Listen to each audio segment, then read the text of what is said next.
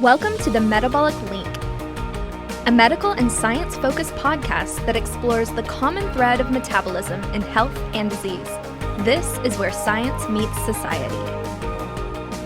Hi everyone, welcome back to another episode of the Metabolic Link. I'm your host, Dr. Angela Poff, and I'm a research scientist who studies the role of metabolism in health and disease. On today's episode, we have an outstanding presentation from Dr. Jeff Volek entitled Exploring the Keto-Adapted Phenotype, Focus on Muscle. Dr. Volek is a registered dietitian, research scientist, and a true pioneer in the world of low-carbohydrate and ketogenic nutrition. His decades-spanning career has contributed some of the most important and fundamental work in this field. So, I hope that you listen, learn a little something, and really enjoy this episode. Dr. Volek is our next speaker. He is a professor in the Department of Human Sciences at The Ohio State University. For the last 2 decades, Dr. Volek his work has contributed to the existing science on ketones and ketogenic diets and the adaptation to ketogenic diets or keto adaptation and their use as a therapeutic tool for managing things like insulin resistance, but also for optimizing human performance and resilience.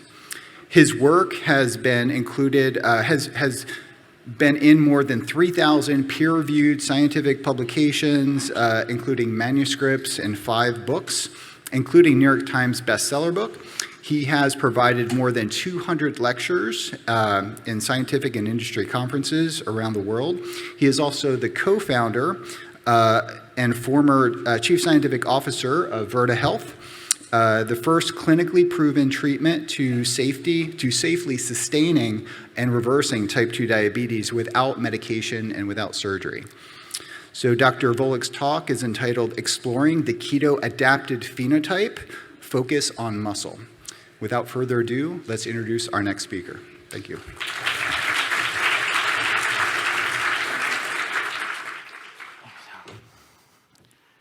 Thank you, Dom. Just minor correction that I think you added a 0 to my publications. But that's a good goal. 3,000.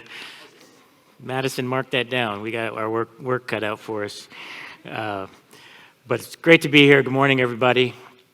As Dom mentioned, I'm going to talk today about adaptations in muscle. And you know, congratulations, Dom, and all the organizers. It's just a fantastic meeting, gets better every year. You guys didn't give me any real specifics to talk about, so I'm actually going to go off a little bit the beaten path here, and I've identified 3 areas that I think are underappreciated in terms of how ketones and ketogenic diets impact muscle. And one of those is related to glycogen metabolism and some interesting data that we published close to a decade ago, I guess, but really hasn't been followed up on to my knowledge. Another one is related to the idea of ketone production in muscle, particularly skeletal muscle.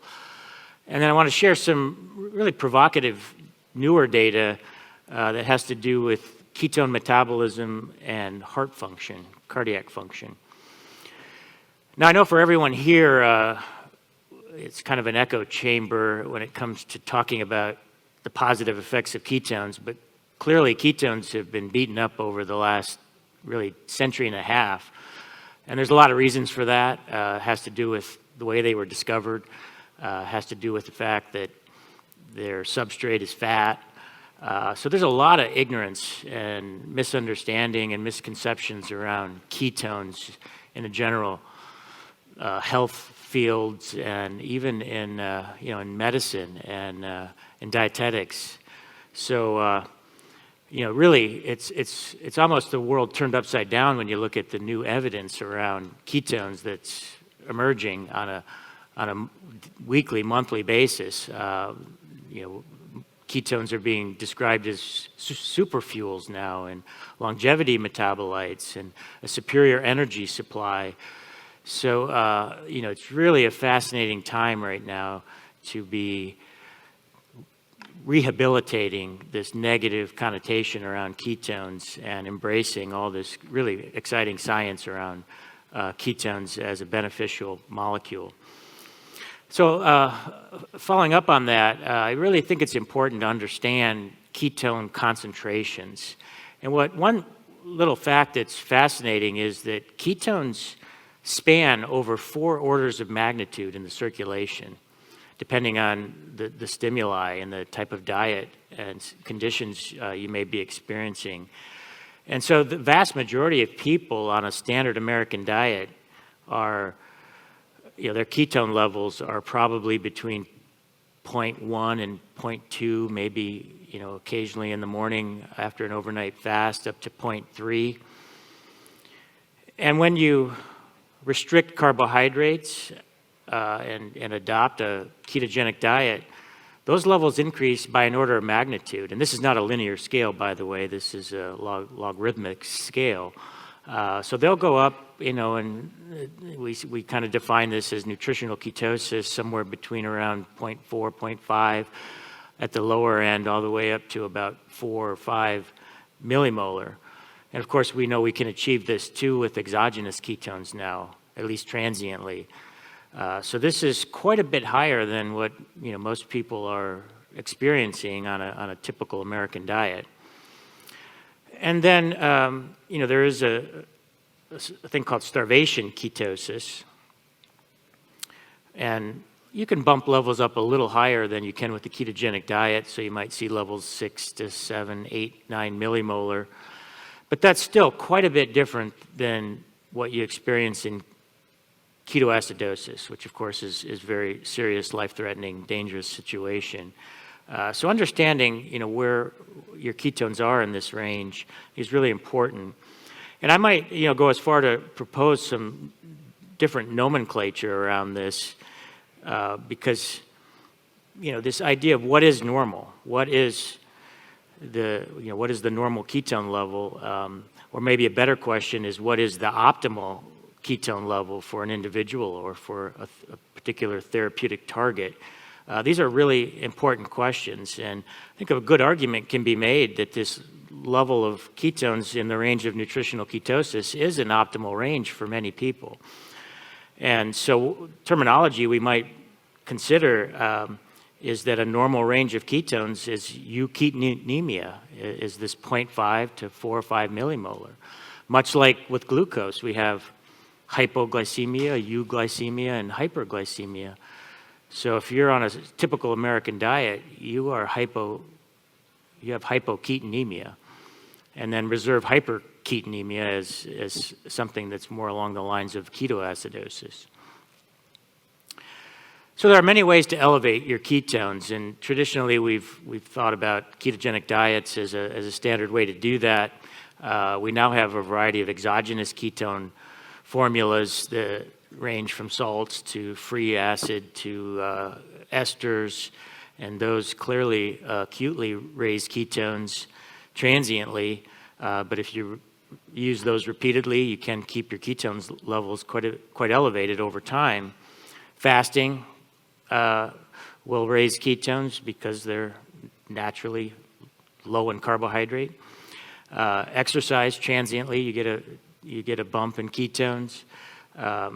Experimentally, there are studies where you can infuse beta-hydroxybutyrate salts and induce acute levels of ketones. I'll actually show some data in terms of cardiac function later. And interestingly, if some drugs also induce ketosis, like the SGLT2 inhibitors that result in mild ketosis. And this idea of keto-adaptation, I really think that should be reserved for the set of adaptations that occur to a ketogenic diet or carb restriction, because I don't think you're going to get the same adaptations from taking exogenous ketones repeatedly and still consuming carbohydrates. There's just a fundamental difference in terms of some of the underlying physiological responses and adaptations that occur.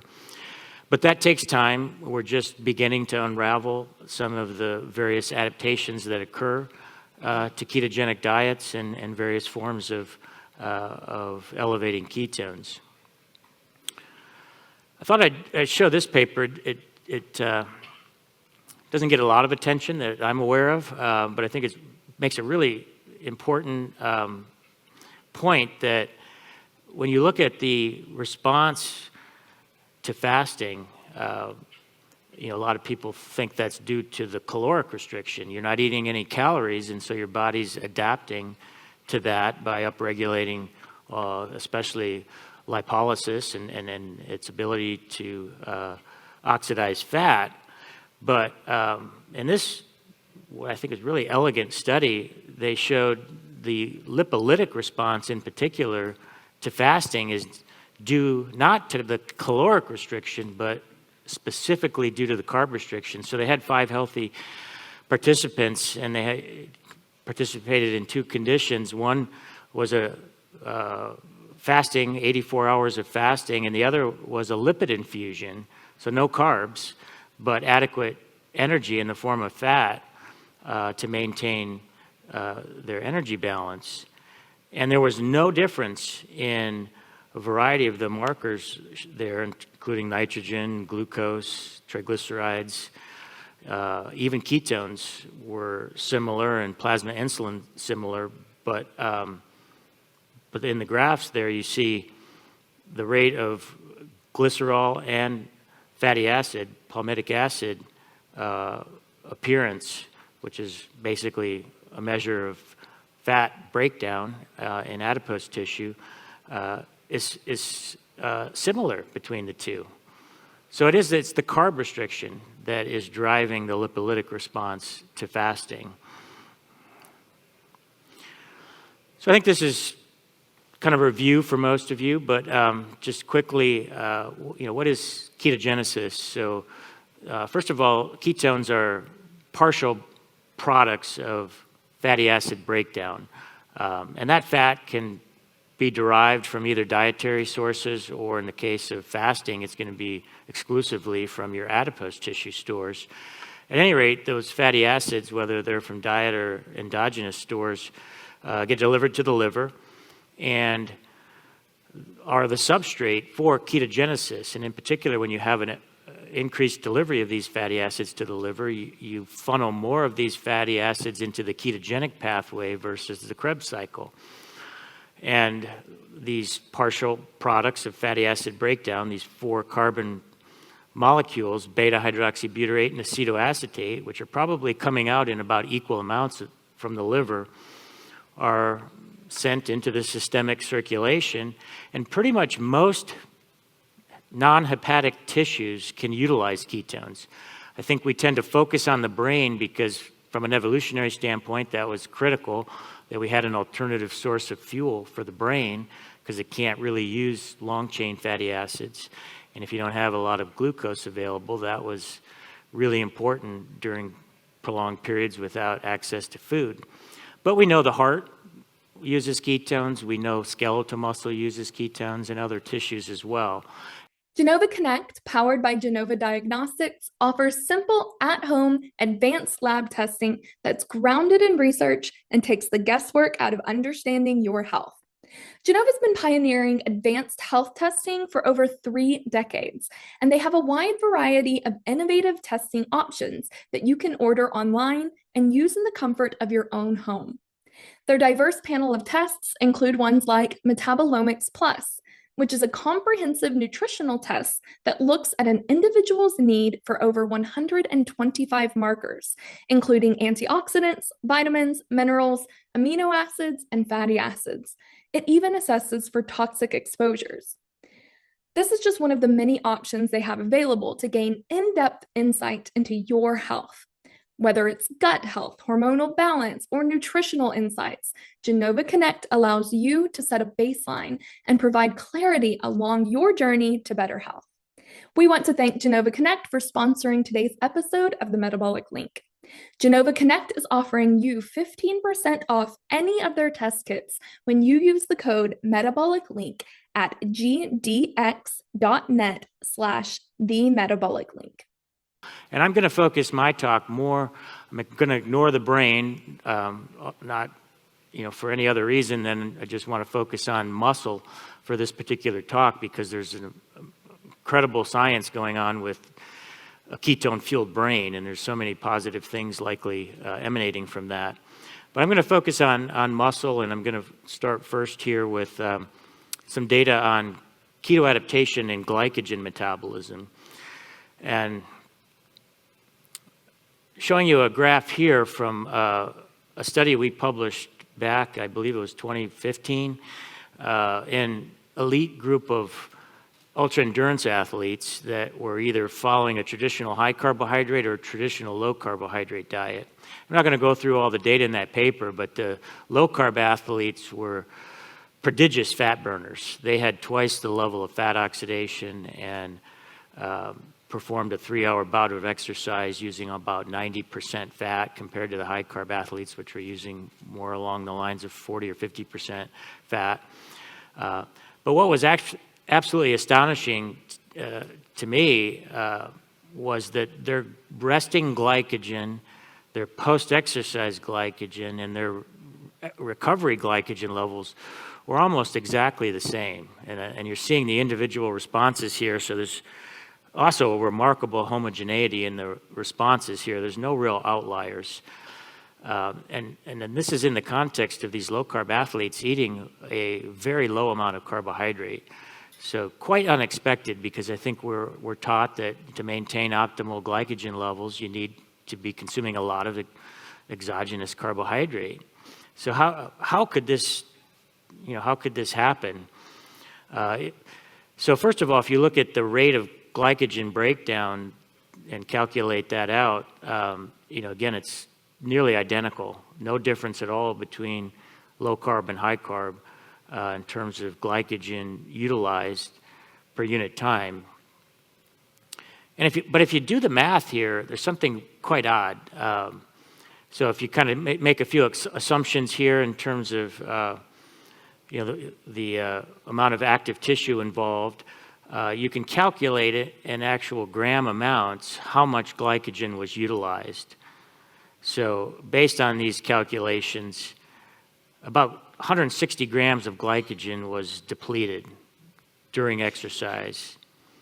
But we actually have indirect calorimetry data on the total amount of glucose oxidized that actually was terminally oxidized to generate ATP, and that was only around 60, a little over 60 grams. So the big question is, what the heck happened to 100 grams of glycogen if it can't be accounted for in breath and glucose oxidation? And I'm not sure I have the answer. It really has not been followed up on. But if we take a look here, drill down a little deeper into the biochemistry, so you've got glycogen broken down into glucose, and then, of course, glycolysis. And typically, if you look at the end product of glycolysis, pyruvate, a lot of that is being converted to acetyl-CoA through pyruvate dehydrogenase, and that's the entry point into the Krebs cycle for terminal oxidation. And of course, fatty acids can also serve as a source of acetyl-CoA.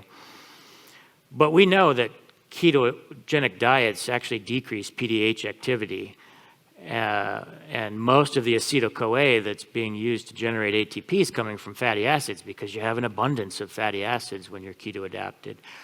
So that's why I kind of have that redded out. It's unlikely a lot of pyruvate is going in that direction.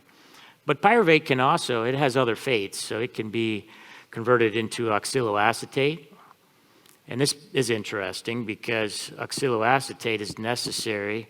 It's kind of an anaphylactic substrate for the Krebs cycle. You need oxaloacetate for the Krebs cycle to run. In fact, I don't know if it's still in the textbooks or not, but I was taught that fat burns in the flame of carbohydrate, which doesn't make a whole lot of sense when you think about it. But the basis of that was that if you're burning fat, you have to have a source of oxaloacetate, and typically oxaloacetate is derived from glucose, so that's where that comes from, even though it doesn't make a lot of sense. But that's likely perhaps one reason why in a keto-adapted state you need to have a fully functioning Krebs cycle, that perhaps breaking down glycogen and going through glycolysis helps keep the Krebs cycle running by providing a source of oxaloacetate.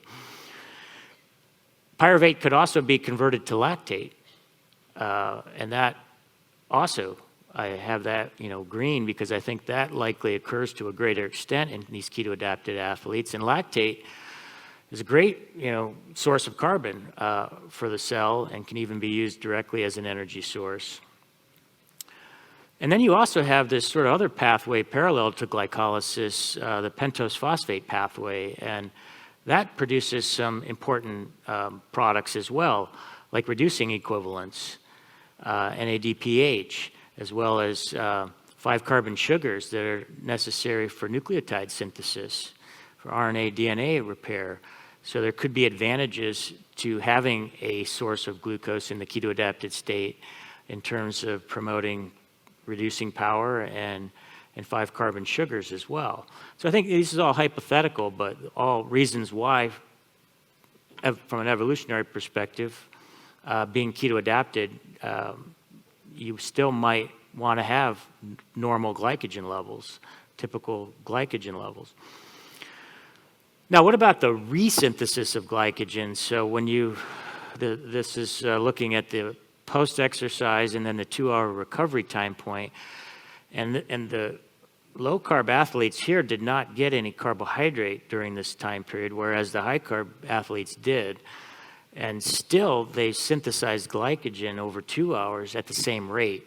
So it's kind of slightly different phenomenon here, but it's still not expected, right? I mean, if you're eating carbohydrate, you would think there'd be a higher rate of resynthesis. So how can you synthesize glycogen without any exogenous carbohydrate intake? And so the question is, can there be glycogen repletion in the absence of any carbohydrate intake? And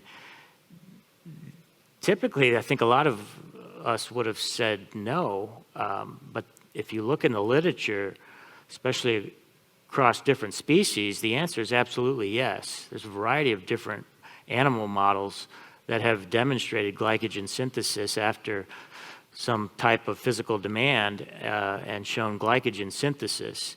The question is, how does it happen? What are the carbon sources for glycogen if it's not exogenous glucose? Well, it could be lactate. Lactate can be recycled back to the liver and converted to glucose. Amino acids, some are gluconeogenic and can be used as a source of glucose. Glycerol as well, and there's a lot of glycerol being released from adipose tissue in the keto-adapted state. So this is just showing, glycogen, if it's being broken down into glucose and converted to lactate within skeletal muscle, that could be released and delivered to the liver, converted to glucose, and then the glucose could be used as a substrate to form glycogen. So it's likely that process is upregulated in the keto-adapted state. And interestingly, the transporters involved, the MCTs, the monocarboxylic transporters, don't distinguish between ketones and lactate. They're both organic acids and use the same transporter, so you'd expect they're upregulated in the keto-adapted state. I don't know anyone who's actually measured these in a human or an animal study in this context, though. So again, hypothetical. Fatty 15 is the world's first and only science-backed, patented, and award-winning C15 supplement that supports your long-term health and wellness. Fatty 15 co-founder Dr. Stephanie Venn Watson discovered C15 as the first essential fatty acid to be found in over 90 years, while working with the U.S. Navy to continually improve the health and welfare of aging dolphins. Research suggests that C15 works in multiple ways. It repairs age-related damage to cells, protects them from future breakdown, boosts mitochondrial energy output, and activates pathways in the body that help regulate our sleep, mood, and natural repair mechanisms that support our overall metabolic health. And beyond supporting metabolic health, another feature of this product that I really like is that it comes in a reusable glass and bamboo jar, with refill capsules shipped to your door quarterly in pouches made from recycled materials. So we want to thank Fatty 15 for sponsoring our episode today.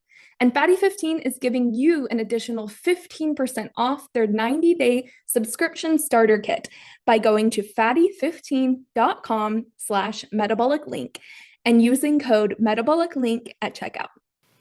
And interestingly, if you look at the actual circulating substrates during recovery, lactate and glycerol were actually higher in the low-carb athletes post-exercise, and then you see a dramatic decrease in those substrates over that 2-hour recovery period. So where are they going to account for that pretty dramatic lowering of blood concentrations? Again, perhaps into glycogen. Again, those carbons clearly could be recycled into glycogen. Now, I don't know anyone who's followed up on that data in any human study, which is a little surprising. We should have probably done that by now, but anyone looking for a good master's thesis or doctoral dissertation, that's, I think, really needs to be validated. There is some animal studies, though, that are consistent with what we showed, and this is using a mouse model, swimming model. So they had mice tread water for 60 minutes, and that's more or less how I swim up there. This feels pretty brutal for these mice. So they're treading water for 60 minutes, and it's a model of glycogen breakdown and fatigue. And then they extracted muscle out of the mice and exposed them ex vivo to glucose and insulin and different levels of ketones. So I think they had one with no ketones and then 1, 2, and 4 millimolar of ketones and measured glycogen levels. And this just demonstrating the model. So the 60-minute swim model did decrease glycogen, as you can see in the panel A. Panel B shows with no ketones, you're not getting any resynthesis, or I guess that's 1 millimolar ketone, excuse me, no real difference. But with 2 and 4 millimolar, you're getting a progressive increase in glycogen synthesis over a 2-hour incubation period. So evidence, again, that ketones might have a role in restoring glycogen from exercise. Okay, so moving on to another underappreciated aspect of keto adaptation in muscle. And this has to do with the question of, can skeletal muscle produce ketones? So traditionally, we think ketone production or synthesis occurs in the liver, maybe to a smaller extent in the kidneys, but generally not to an appreciable amount in other tissues. So if you look at some of the enzymes in ketogenesis, they're very low in skeletal muscle, so SCOT being one of them. And that kind of makes sense because skeletal muscle has a lot of different ways to utilize fatty acids. There's a range of different transporters to get fatty acids into skeletal muscle, so there's not a real need to use ketones like there is for the brain. So it makes sense the body would prioritize ketones for the brain and other tissues maybe, but not skeletal muscle. But very few people have done human work in a keto-adapted state and measured any kind of muscle adaptations. So this was one study we did that involved taking muscle biopsies out of individuals that were fed a ketogenic diet for 12 weeks and trained as well during that time period. And we had a control group that consumed a traditional high-carb diet. And we did demonstrate, my doctoral student at the time, Vin Miller, isolated mitochondria from those skeletal muscle and showed increased mitochondrial protein content and an enhanced ability of the mitochondria to utilize fat in particular. But interestingly, he also looked at ketone oxidation in those mitochondrial isolates and showed very, very low levels. So that's kind of consistent with this idea that muscle's probably not producing or utilizing ketones to any great extent. Not that it's zero, but a pretty low extent. And then this is also data from the faster study, so the ultra endurance athletes that were low carb or high carb. So we did, from muscle biopsies in that study at 3 different time points, we looked at transcriptome analysis. So we looked at gene expression of all known genes. I think we had quantitative data on over 23,000 genes at each time point. And of all of those data, the gene that had the most significant difference between the low carb and the high carb group was HMG-CoA synthase, which is codes for the rate limiting enzyme in ketogenesis. So that is not happened by chance. There's something, for some reason, this particular enzyme is increased in athletes who are keto adapted, and it occurs pre-exercise and post-exercise.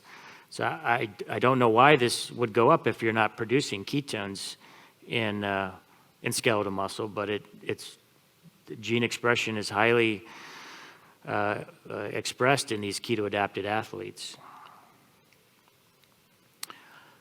Now, we know that ketones can actually be produced from leucine through an alternative breakdown of or pathway of leucine degradation. And people have studied this as well, mostly animal models, though. And it's a pretty low percentage of the total ketones, but it's been estimated in animal studies that about 4% of total ketone production is from leucine breakdown.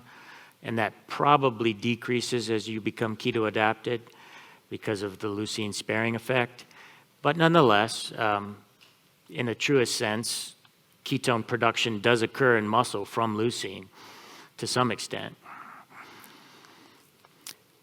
And what's even more interesting here, and this is a little nuance, but it's not evidence that ketones are produced in muscle, but there is some transformation going on within skeletal muscle. So there's been about a half a dozen studies published now, and most of these use the forearm arterial venous difference model. So they'll literally catheterize an artery and a vein that feed and drain the forearm muscle in people, and look at the delivery of substrates, in this case ketones, and then what comes out on the venous side. And what you see is, so if you focus on the first 2 rows there, those are the ketone levels that are in the the arterial side. So you've got ketone levels over 60 hours or so of fasting, and you see those are micromolar, but less than 0.1 millimolar, that then they increase to almost 0.5 and for acetoacetate, and then almost 1 millimolar, and then beta-hydroxybutate's quite a bit higher. Now the 2 rows below there, that's the flux, and you see the flux of acetoacetate is much higher, and beta-hydroxybutate's actually negative. So what's happening here is there's a dramatic increase in acetoacetate uptake into skeletal muscle as you become keto adapted, or during, in this case, prolonged fasting. But what comes out the other side is beta-hydroxybutyrate. So there's a conversion happening within skeletal muscle. And of course, that enzyme is beta-hydroxydehydrogenase. So there's uptake of acetoacetate, but then a release of beta-hydroxybutyrate. And this is almost assuredly the reason why we always have more beta-hydroxybutyrate in the circulation than we do acetoacetate. Usually, it's around 60, 70, 80% of the total ketones. It can vary depending on the condition, but what's coming out of the liver is not that ratio. It's more of a 50-50 ratio. So this peripheral conversion of acetoacetate to BHB is happening specifically in skeletal muscle. Now, you could say, well, so what? Maybe that's because the brain prefers beta-hydroxybutyrate. I don't think that's the case. I've asked a lot of experts. The brain doesn't care if it's acetoacetate or beta-hydroxybutyrate. In fact, you got to convert it back to acetoacetate to oxidize it anyway. But if you look at that reaction, beta-hydroxydehydrogenase, look at the cofactors. It's one of these redox reactions, right? It produces NAD+. So being keto-adapted and undergoing this transformation provides a source of NAD+ for muscle cells.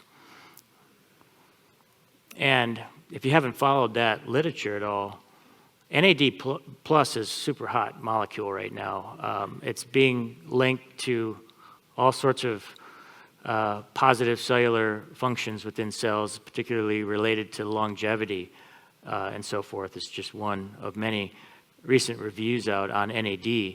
So here we have a ketogenic diet, probably you could say is a really good way to keep adequate stores of NADA, because we know those go down, for example, in aging. What's something that we could all probably use a little more of, especially if we want optimal metabolic health? For me, it's sleep. Many experts argue that sleep is as important to metabolic function as things like your diet and exercise. But did you know that sometimes poor sleep is associated with magnesium deficiency? And research suggests that as many as 75% of American adults may be deficient. It's no wonder so many of us struggle to get consistent quality sleep. So I wanted to tell you about Mellow Magnesium from Ned, a powerful daily super blend that contains the 3 most bioavailable and nutrient-dense forms of chelated magnesium, along with stress-busting aminos like GABA and L-theanine, and over 70 trace minerals.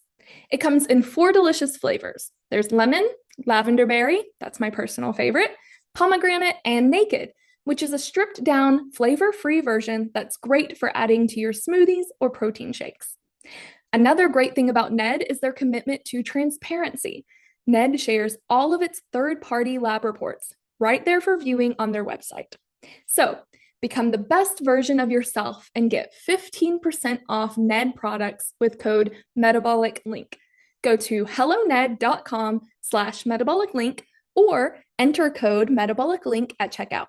That's HELLONED.com/Metabolic Link to get 15% off. Okay, third aspect, ketones and heart function. So just like the brain utilizes ketones in proportion to the delivery, so there's a really tight correlation between uptake of ketones and the circulating level. I think Stephen Kunane has shown that many times in some really beautiful graphs. But that same relationship is true for the heart.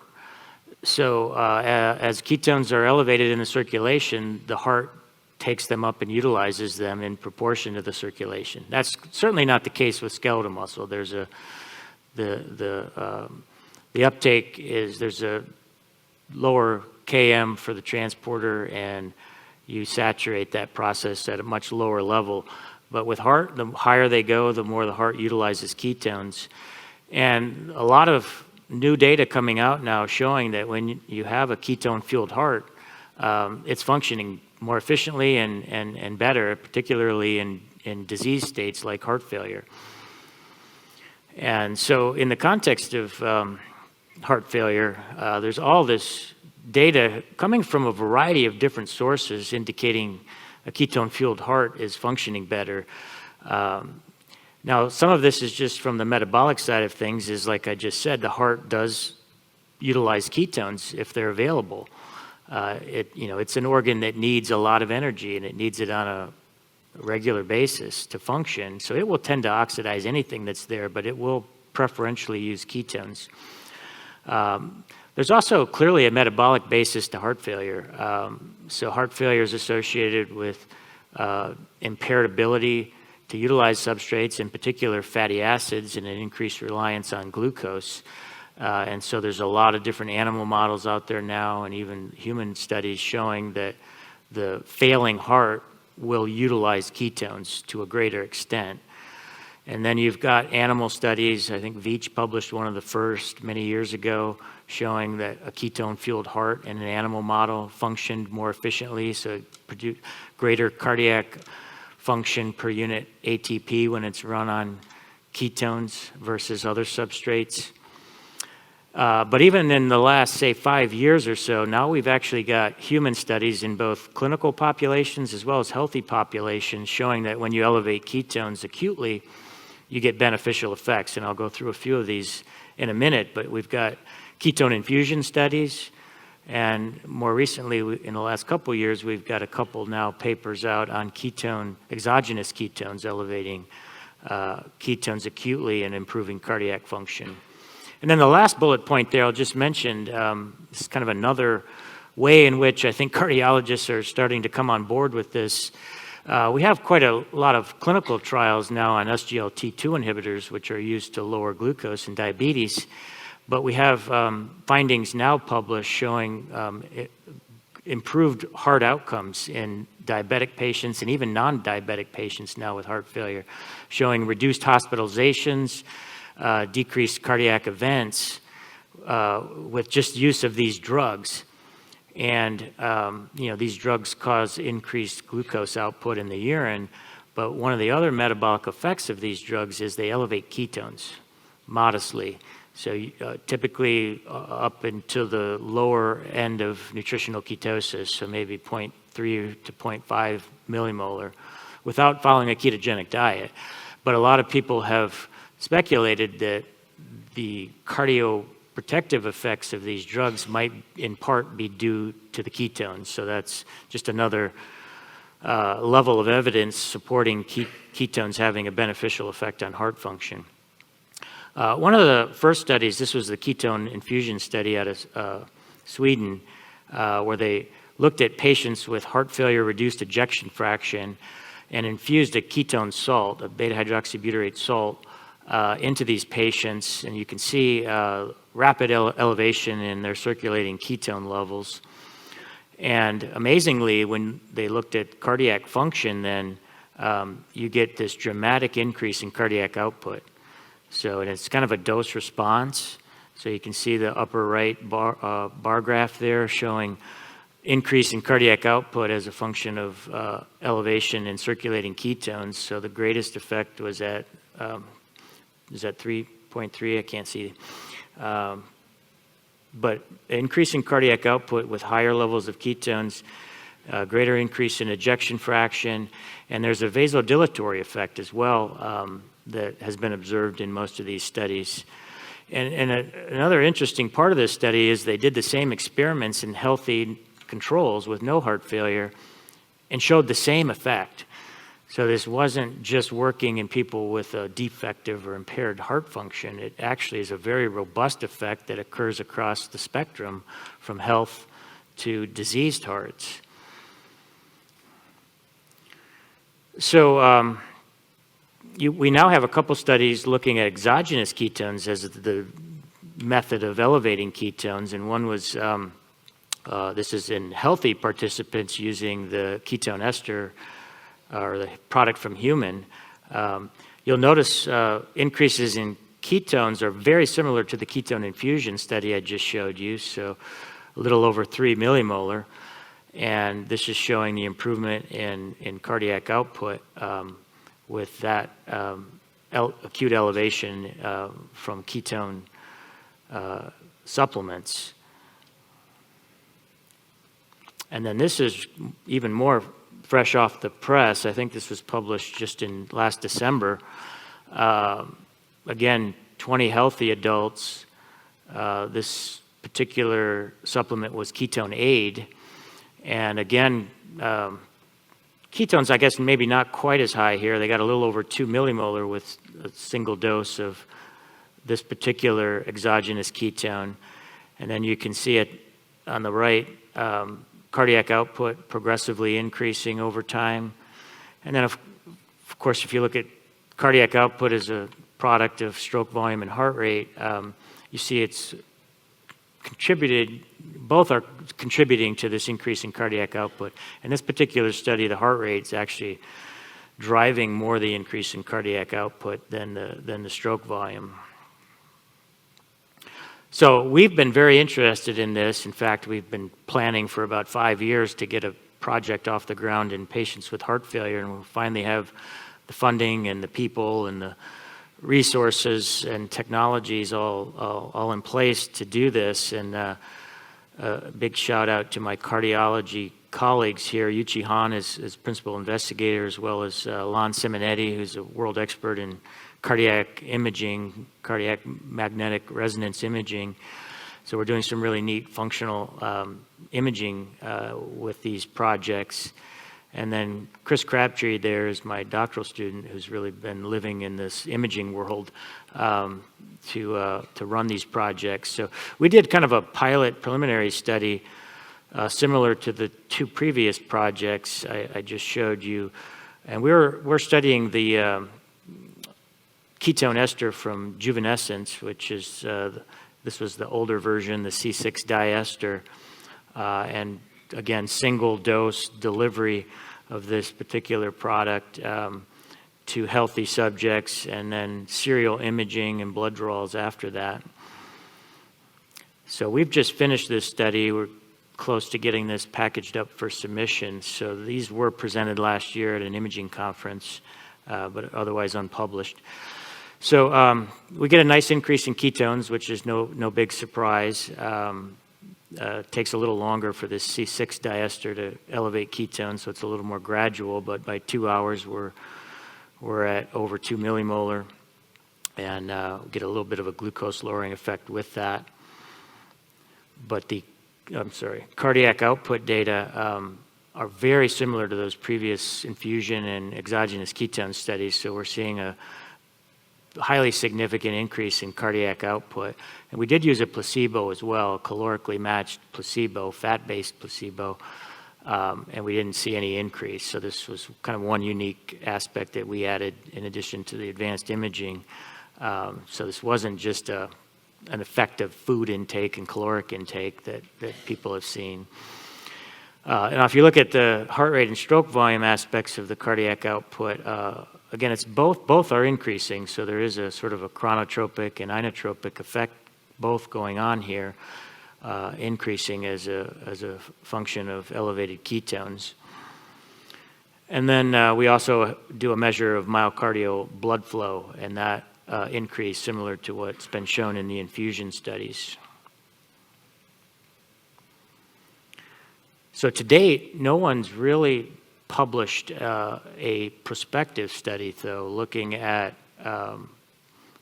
either repeated use of exogenous ketones to elevate ketones over time to see if this is just an effect of a single dose that then diminishes over time, sort of a tachyphylaxis, or do you maintain or even augment this response over time and get a therapeutic effect? And no one's looked at a ketogenic diet either, to my knowledge, over time in patients with heart failure. So we have both of those projects underway now that are IRB approved and actively recruiting at Ohio State. So just final take-home messages or final thoughts. Achieving euketonemia, so nutritional ketosis, may have underappreciated beneficial effects on muscle, both skeletal muscle and cardiac muscle. So one, it could promote glycogen metabolism, preserve glycolysis in skeletal muscle. And I think, I didn't say this, but I think this is a big deal because a lot of the sports nutrition guidelines are all based around carbohydrate centric, and the basis is to keep glycogen levels elevated. But we can do that without a lot of carbohydrate, actually, if you're adapted. Another aspect of muscle metabolism is that there's transformation of acetoacetate to BHB happening, and we're providing a sort of a natural source of NAD in the process. And that's likely promoting, I think, a lot of positive cellular health benefits along with it. And then I think we're doing good on the heart too, with various forms of elevating ketones, especially in those with impaired heart function. So stay tuned on a lot of these fronts. I think we need a lot more research to follow through and understand this in more detail.